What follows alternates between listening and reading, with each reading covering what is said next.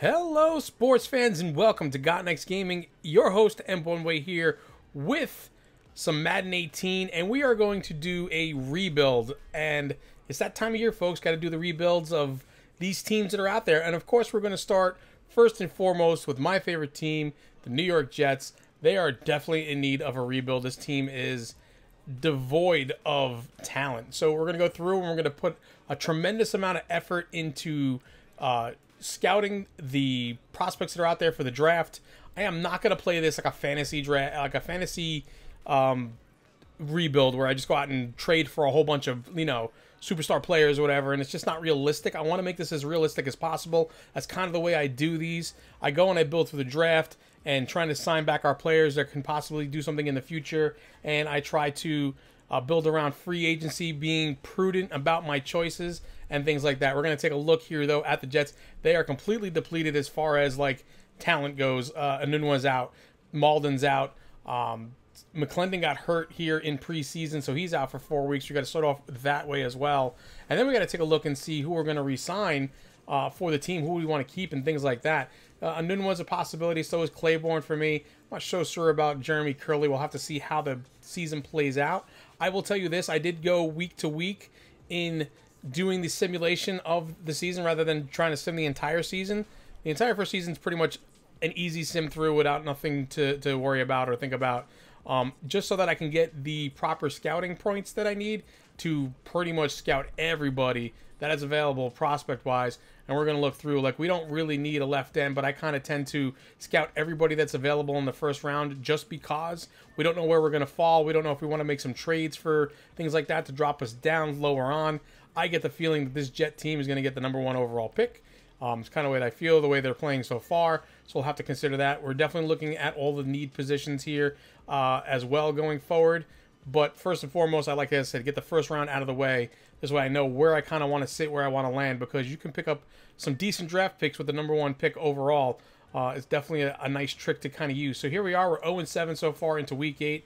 We're about halfway through the season. We're getting more injuries as we go. We're going to take a look at those as well. So along with the Nunwa being out, and now we have Petty and McCown are both out. Jenkins is out as well. Robbie Anderson is out. So this team has now been decimated by injuries. Both of our starting quarterbacks are out. So this kind of gives us an opportunity to see what we're going to do with Hackenberg, right? We got to figure him out. So we also have a media question. It's been a trying season so far. You haven't won a game yet. Where do you see this team going in the second half of the season? I mean, there's a couple different answers here, but it's what is the right answer to choose? And I kind of go with this one here. We can't pack it in, but obviously we need to consider playing some of the younger talent to see what we have the rest of the way. And that kind of falls into place with Petty and McCown both getting hurt. We know we're not going to keep McCown, so we're going to see what we can do with Hackenberg to see how he does. And we'll take a look at the standings halfway through the season. We can see McCown's doing pretty decent, as well as Matt Forte has close to 500 yards halfway through. Only 3 touchdowns, though. And Jeremy Curley is our leading receiver here with 43 catches and 597 receiving yards. He's actually 5th or 6th in the league there. That said, that's not too shabby. Let's break it down for you by each individual player. We'll take a look here. See McCown has got 6 touchdowns and 1 interception. Not bad. Petty playing pretty decently as well. And Hackenberg so far in his duty has not been doing great at all. 56% completion, 1 touchdown for 5 interceptions. And that's kind of been his bugaboo that we've heard about in real life. Here is Forte and Powell leading the way with 4 touchdowns rushing. When we take a look at the receiving core, Curley's up there, as well as Safarian Jenkins, which we expected. Jermaine Kearse kind of doing his part. And Robbie Anderson looking like he was doing pretty good up until the point where he got hurt as well. So we'll have to see how that pans out for us. And then, of course, we have a Darius Stewart, who's the rookie. I kind of impressed by the way he looks. I think we can probably make something out of him. We'll take a look at the line here quickly as well. You guys can kind of pause if you want to see the stats. Beacham's got to go. We got to replace Beacham. He's just... He's a liability out there right now. We'll take a look at the defense. Demario Davis at the top of the list, along with Josh Martin. Not bad right there, and Buster Screen and whatnot. We're taking a look at Lee, May, Adams, Williams, and Claiborne and Wilkerson, all of the key players on this defense. And we got to see what we're going to do with all of these guys as well. We'll take a look at the sack leaders. So far, it's Wilkerson and Martin with 2 apiece. More sacks. I would expect more sacks out of this team. And then the turnovers here and interceptions would be Adams, Screen, and Williams, who have the interceptions so far. 1 player has regressed, and yet it's Hackenberg, who's been sacked 4 times, so his injury number goes down. That doesn't help things, and we can't afford to get him hurt at this point.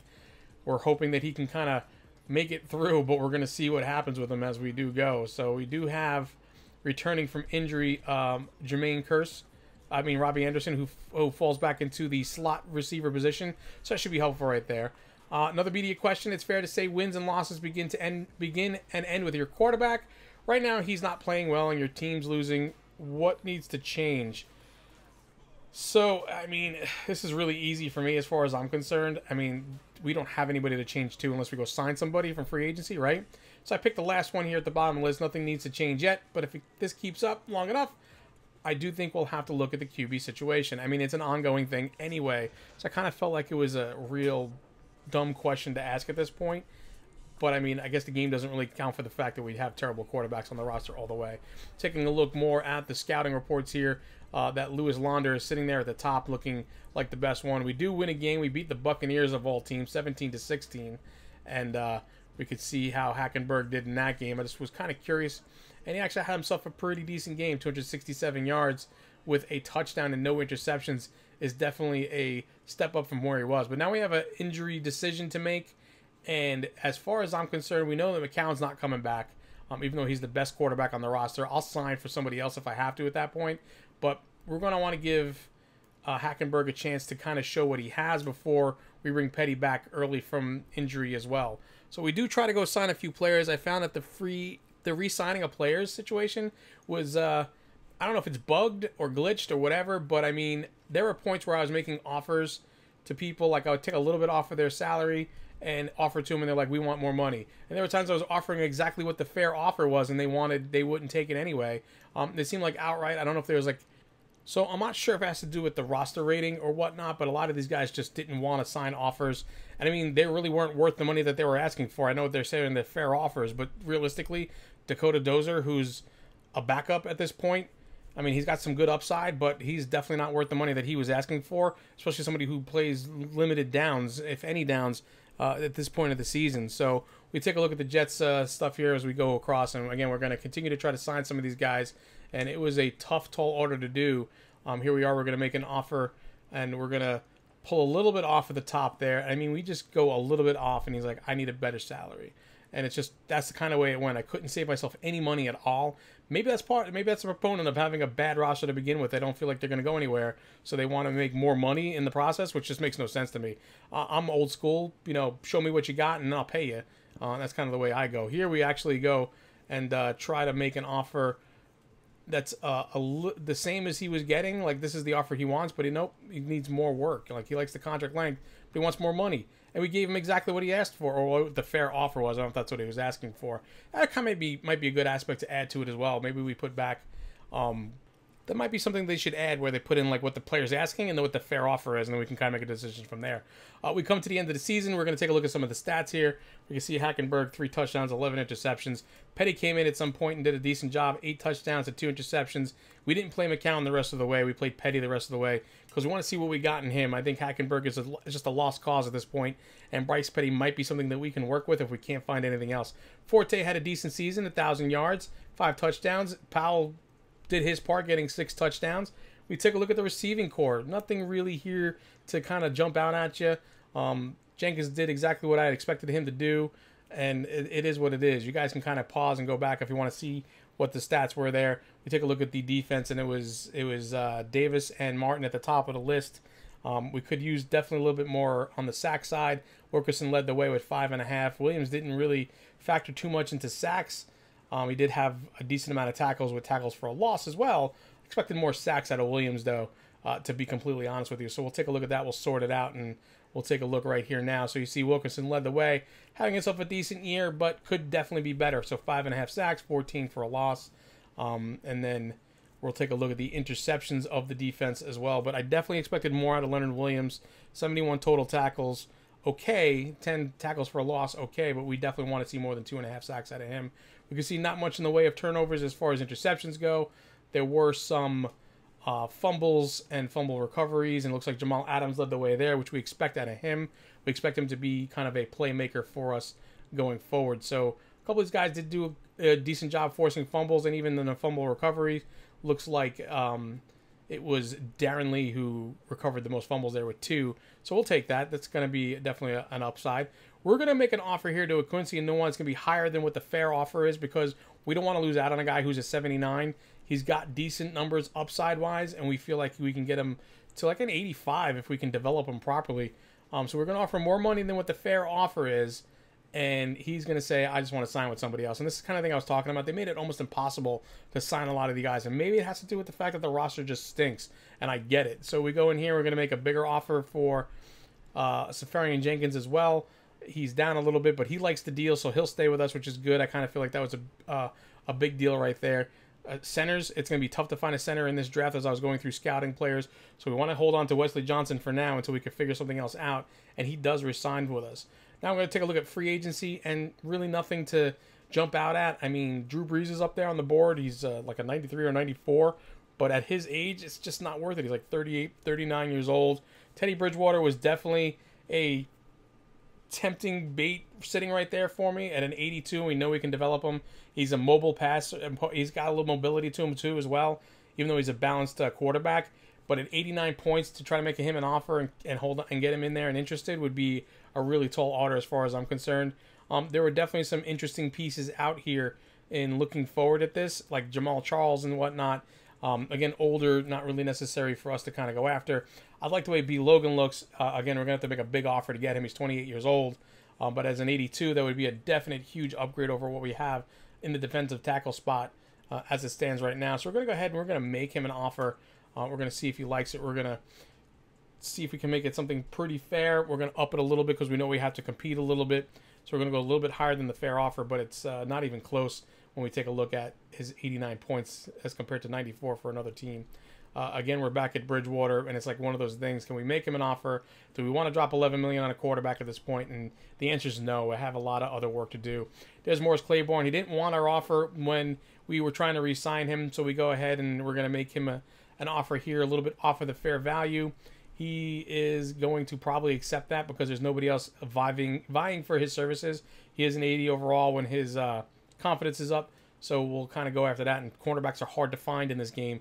I just can't seem to find them at all. Here's Dante Moncrief. We're going to take a look at him as well. Somebody kind of replaced losing Enunwa in free agency there. He decided he wanted to sign someplace else, so we're going to go ahead and make him an offer to see if he'll stick with us. And it doesn't look good for us as we're an 89 just below the 91 of the Chicago Bears.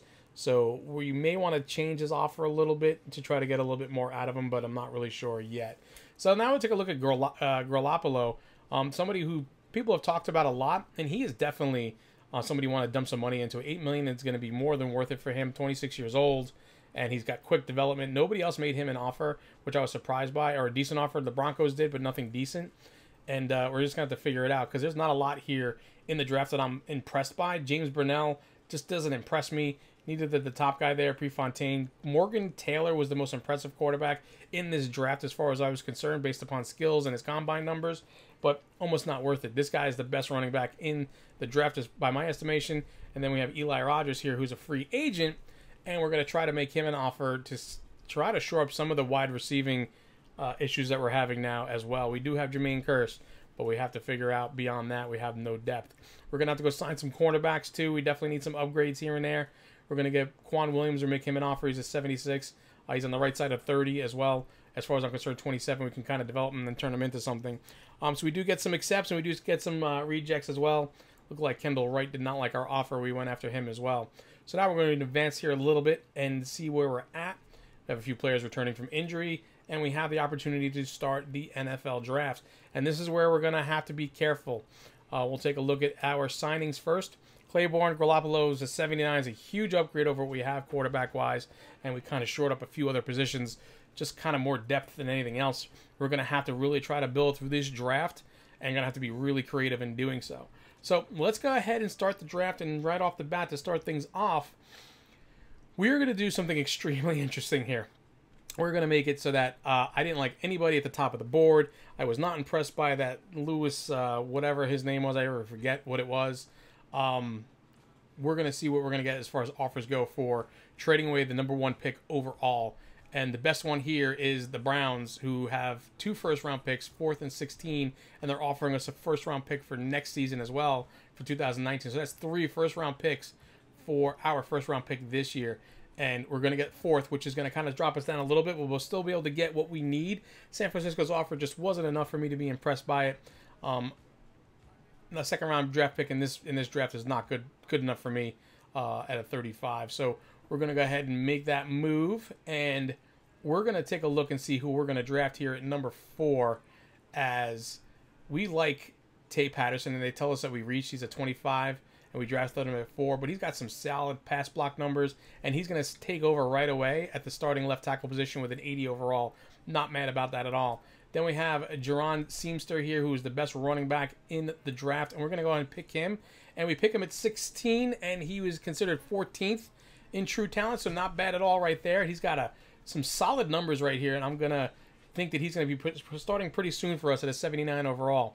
Here's Morgan Taylor, and like I said, just was not impressed enough by the quarterbacks to go ahead and take the chances on him. So we went and picked up a right tackle instead in Cedric Bibbs, and he was at 31, and we drafted him at 33. So another good pick for us, and he's a run blocker on the right side. We like to run to the right, so it's kind of good for us. And you know what, folks? This is one of those things about me. I like to build a team around the offensive line. That's how championships are won, in the trenches, and that's why I do what I do there. So now we're into our next second-round pick, and we have Caesar Knighton here, who's a tight end. We like the way he looked, and I think that he can replace a few of the guys that we do have going forward. He just looked like the best tight end that was there. Tyrone Swift is a decent cornerback. We could probably turn him into something and develop him into a decent player at a 74 overall. Not bad there. So now we're into the 4th round, and now we have to start guessing because I did not really scout the 4th round. We reached with this guy here. He's a 65 defensive tackle. It was kind of a need position in a way, but we did not make the right move there. Anyway, going into the 5th round here, number 1 pick in the 5th round, we pick up TJ McClain, who is a right end. We look like the best on the board. He's a 72 overall. We'll take it. Not bad for the 5th round. Now we have a couple of moves to make here as well, and we're going to go pick up some more players for the offensive line. This is going to be an offensive line draft, and that's kind of the way it goes. We pick up Noah Bruner, who's a 77 overall with great numbers all the way across. And yeah, I mean, we just had to do it. Here again, we're going to be doing like a little bit of a reach thing as we're into the 7th round, and they're going to call it a good pick. He's 318, and we picked him at 217. He's a 66 overall, but he's got some decent numbers for a middle linebacker, and we'll see how he pans out for us. But let's take a look at the list here. You guys can kind of keep an eye on this and pause this if you want to take a look. An 80, a 79, 278, a 74.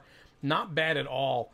As far as I'm concerned, the 65 was kind of an aberration there. 72, the 62 wasn't good. The 77 in the 6th round, really good right there. These are guys that are going to be starting pretty much from the word go. So we're going to have a team that's going to be a lot of rookies that are starting off for us right away, because that's how bad the talent was on this roster. We'll take a quick look here and see how we pan out right now.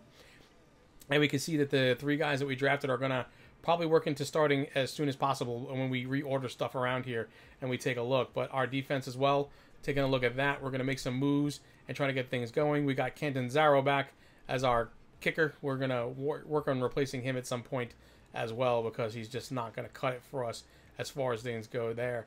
But we're going to head into week 1 here against the Bills, and we're going to see how this team pans out for us going forward for this. So we are ready to go here. We're going to sim it through to week 9. I like to do this so that we can kind of see who got injured, who's playing well, who's not playing well, make adjustments if we need to. The Jets are 3-5 through 8 games, so not too shabby. Definitely an improvement over last year. We have all those points we can use to scout some players as well. And then we got to consider some players that we need to re-sign as well. So we'll take a look at some of the quick stats here to kind of end this video up. You can pick it up next time as we go into the finish this season up and get into our next draft to see how we pan things out for us going forward. But I want to thank you guys. Please leave your comments below. Tell me what you'd like to see happen with this team. I'm more than happy to kind of field those questions and those concerns for you as well. But leave a comment below. Leave a like for the video. Always helps the channel. I will see you on the channel. And bye-bye now.